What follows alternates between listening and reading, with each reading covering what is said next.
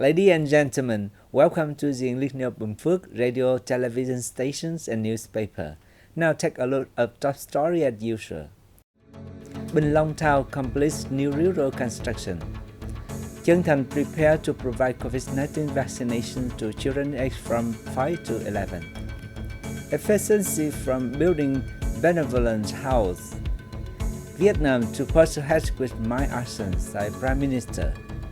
Deputy Prime Minister urges for guidance on COVID-19 testing at school. Samsung adds $920 million to project in Thái Nguyên province. Ladies and gentlemen, Binh Long town held a ceremony recently to announce the Prime Minister's decision recognizing its completion of talk of building a new rural area in 2020 and to receive a Labour Medal third class from the state president. In the 2011-2020 period, Binh Long town has two communes that met a new style rural area criteria. They are Thanh Luông and Thanh Phú.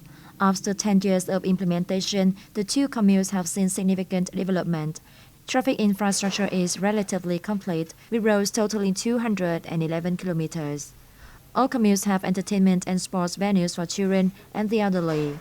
All residential areas have access to electricity from the national grid. Per capita income in the two communes has continually increased over the years, especially in 2020, when it was up 4.51-fold compared to 2011. On this occasion, the state president awarded a Labour Medal third class to Binh Long town for its outstanding achievements in the whole country joined hands to build the new style rural areas emulation movement in the 2016-2020 period, contributing to the cause of building socialism and defending the fatherland. The People Committee of Chân Thành District in Bình Phước Province has approved the development of plan to prepare COVID-19 vaccinations for children aged from 5 to 11 years of age. The Chân Thành District Medical Center has closely coordinated with communes and towns to administer COVID-19 vaccinations to adults. The number of people over 18 years of age who have received their first dose stands at 112% of the plan, the second dose 100%, and the third dose 50%, while the number of vaccinated children from 12 to 17 years of age stands at 100% as planned. According to official figures, there are 11,446 children from 5 to 11 years of age in the district. The People's Committee of Chân Thành District asked the Health Central coordinate with other sectors and communes and townships to continue reviewing the number of children and training health workers before vaccinating children aged 5 to 11, especially in regard to health screening before injection and monitoring after injections. The Health Central was also urged to promote communication efforts in the community for the safe and flexible adaptation to and effective control of the COVID-19 pandemic. The charity fund of the CP Vietnam Choice Stock Company has built more than 10 benevolent houses in Long Ninh district over the past 5 years. Diệu Theo's family, who lives in Hamlet at Sea in Long Hoa Commune, Long Ninh district, has experienced housing difficulties. There are 5 members of the family, but he is the only one working, so money is tight. CP Vietnam recently presented Theo with a 45 square meter house costing 87 million Vietnam dong.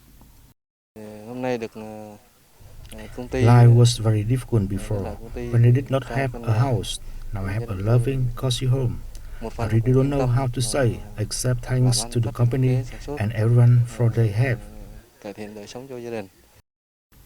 At the end of 2021, the CP Vietnam Livestock Joint Stock Company handed over 2 other benevolent houses in Hòa Lộc and Lộc Thiên communes.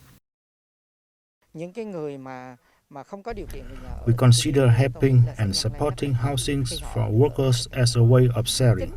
The company spends part of its welfare fund carrying out such programs to support and retain our workers.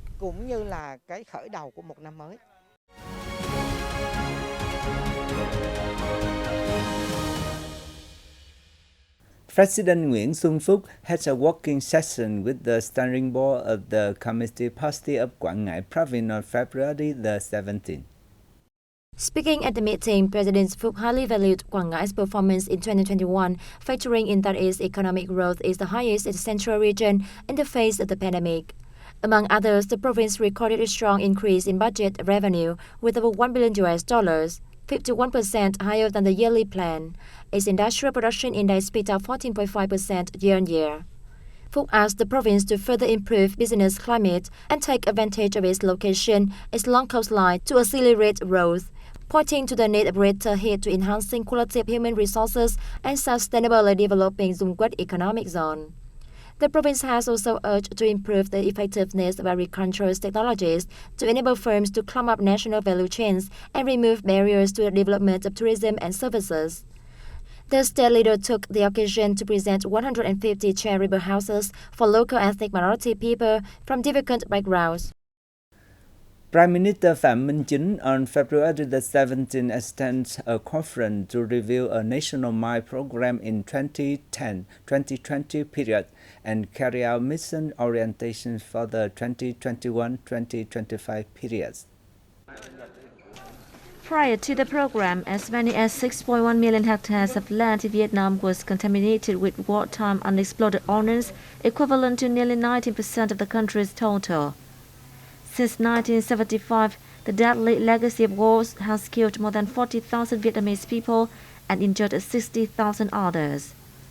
According to the National Steering Committee for Settling Post-War UXO and Toxic Chemicals, during 2010 to 2020, UXO detection and clearance were carried out on 485,000 hectares at a total cost of around $554 million. As a result, the UXO's contaminated land has been shrunk to 5.6 million hectares.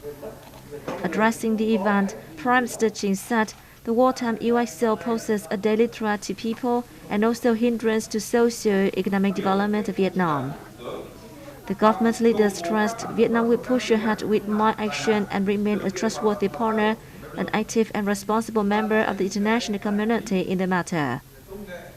He also called on other governments, ambassadors, international organizations, and sponsors to continue their support to help Vietnam get rid of UXO's impacts.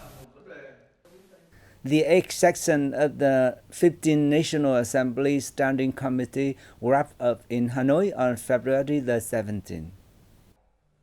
According to National Assembly Chairman Vương Đình Huệ, during the session, the Standing Committee looked into the amendment of 2 draft laws, which are the law on mobile police and another revising and supplementing some articles of the law on intellectual property. The committee agreed with the government's proposal to add the draft law on medical examination and treatment amended to the Law and Ordinance Building Program in 2022 and submitted to the legislature for comments. Regarding the work of supervision, the committee reviewed a report on initial results of the implementation of policies and laws on the planning work since the law on planning came into force and gave opinions on the selection of ministries, sectors and localities serving the supervision work in the coming time. At the session, it also considered the legislature's report on the People's Aspirations work in January, among others. Deputy Prime Minister Vũ Đức Đam on February the 17th chairs an online meeting on school reopening in locality. Addressing the meeting, Deputy Prime Minister Đam highlighted the importance of letting children go back to schools as well as the continual of the vaccination plan for children between 5 and under 12 years old. Đam requested the Ministry of Health to soon issue guidance on COVID-19 testing at school and for health monitoring of children with illnesses or underlying health conditions. He ordered the Ministry of Education and Training to further organize and complete online and television teaching methods as part of the educational reform program instead of just implementing it during the pandemic. According to the Ministry of Education and Training, from February 7 to date, nearly 94% of the students nationwide have returned to face-to-face classes. All universities have already had plans for the resumption of in-person classes. Meanwhile, Deputy Minister of Health Truyền said the entire nation lodged some 329,000 COVID-19 cases from February the 1st to 15th, of whom 8.6% and 4.8% are aged 5 to 18 and under 5. Ladies and gentlemen, authority of the Northern Province of Thái Nguyên on February the 16th handed over a license to Samsung Electromechanics Vietnam Company Limited under Samsung Corporation of the Republic of Korea to ex $920 million to its project in the Yên Bình Industrial Park in Phổ Yên Town. With the addition, Samsung Electromechanics has raised its total investment in the IP to $2.27 billion. Samsung Electromechanics project in the Yên Bình IP was first licensed in 2013. The project began its operation in February 2015, mainly manufacturing and assembling high-density interconnect printed circuit boards and components and spare parts such as camera module, power adapter, touch sensor module, and linear motor. At the end of 2021, it generated jobs for more than 6,500 employees. That's all for news today. Thank you for your watching BPTV News. Goodbye and see you next time.